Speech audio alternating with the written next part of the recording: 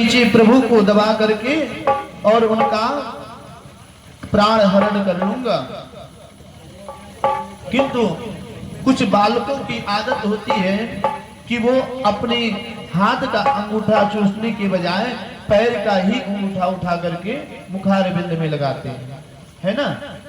वैसे ही आज कन्हैया जी ने भी पैर का अंगूठा लगा करके बार बार चुम्बन कर रहे थे कि इतने में ही एक बार बैलगाड़ी पर मारते हैं कि बैलगाड़ी धराम से पलट जाती है। उसी के नीचे सप्तासुर का गोविंदाय नमो नमः हो, उसकी मृत्यु हो गई। जैसे ही महाराज बैलगाड़ी पलटने की आवाज आती है कि मैया दौड़ करके बाहर आई, ग्वाल बाल सब दौड़ करके बाहर आते हैं। आकर के देखते हैं कि बैलगाड़ी उल्टी पड़ी है। कन्हैया को झट से पलने से उठा करके गोदी में लेती हैं और पास में खेलते हुए बालकों से कहती हैं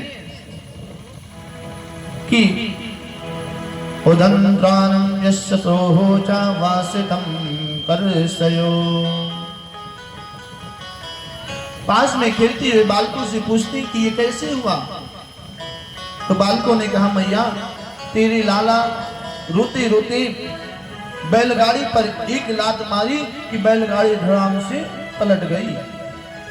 पर महाराज किसी ने बालकों पर विश्वास नहीं किया, उनकी बातों पर किसी ने विश्वास नहीं किया कि छोटा सा लाला कम करो सीखी गया था अब छुयो नहीं। एकदाहं रोहिणं नयन्ते सुखं सते मरीब्राहं से वरदो से गिरिकोटिवतः। एक बार महाराज कंस का भेजा हुआ तृणावर्त नाम का दैत्य आता है, बौंडर बन करके आया। मैया लाला को लेकर के बाहर खिला रही थी कि इतने में वह बौंडर आता है। तो जैसे प्रभु की नजर पड़ती है उसके ऊपर, तो मैया के गोद में खेल रहे थे कि इतने भारी हो जाते हैं, इतने भारी हो जाते हैं कि मैया संभाल ना पाई और पृथ्वी पर ही लेटा करके अंदर चली गई। वह बौंडर आया प्रभु को उड़ाने के लिए, जैसे अपने बीच में भरता है तो प्रभु इतने हल्के हो जाते हैं कि मानो कागज। वह उड़ा करके ले जा रहा था। देखिए कभी बालकों को ऐसे पृथ्वी पर छोटे बालकों को लिटाना नहीं चाहिए, कुछ बिस्तर लगा करके तभी लिटाना चाहिए। किंतु मैया ने वैसे ही लिटा करके और चली गई। जैसे जाने लगती है तो बौंडर आकर के प्रभु को उड़ा करके ले गया। कुछ दूर जाने के बाद में प्रभु इतने भारी हो गए कि मानो पर्वत के समान हो गए। तो बौंडर को लगा, तृणावर्त को लगा कि मैं किसी पर्वत को उड़ा लाया। प्रभु की क्रोध आ गई कि मुझे ये पर्वत समझ रहा है। उसे वरदान मिला था कि जब तक यशोदा मैया के आंखों से आंसू तुम्हारी वजह से नहीं गिरेगी तब तक तुम्हारी मृत्यु नहीं होगी। इस वजह से भगवान मैया के गोद में बैठे हुए थे तो भारी हो गए कि मैया उतार करके चली जाए। मैया ने जैसे उतारा तो बौंडर उड़ा करके ले गया।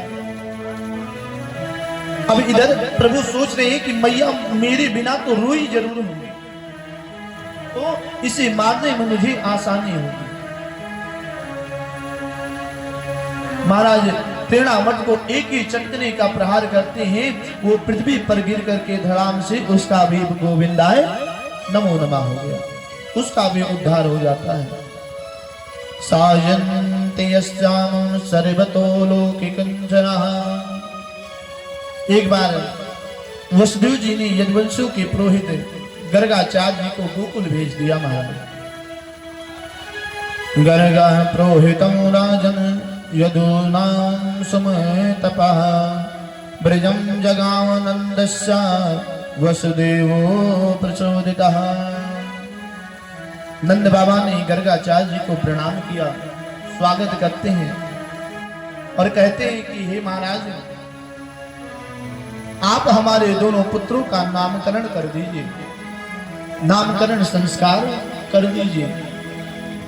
गर्गाचार्य जी ने कहा कि हम यदुवंशियों के आचार्य के रूप में प्रसिद्ध हैं,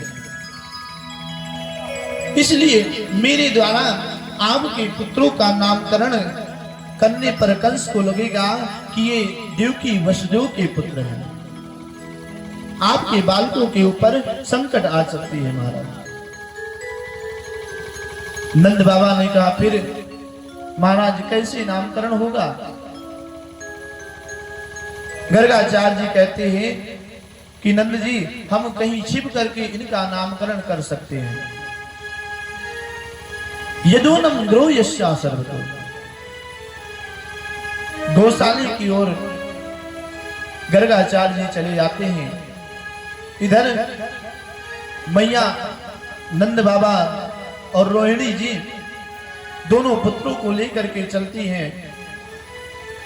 तो यशोदा मैया कहती हैं कि सब कहते हैं गर्गाचार्य जी बहुत विद्वान हैं, बहुत प्रसिद्ध हैं यदुवंशियों के पुरोहित के रूप में, तो क्यों ना आज हम इनकी परीक्षा लें। इस वजह से महाराज दोनों बालकों को आपस में अदला बदली कर लेते हैं, बदल करके अपने अपने बालकों को एक दूसरे को सौंप करके ले करके चल देती हैं। जैसे ही महाराज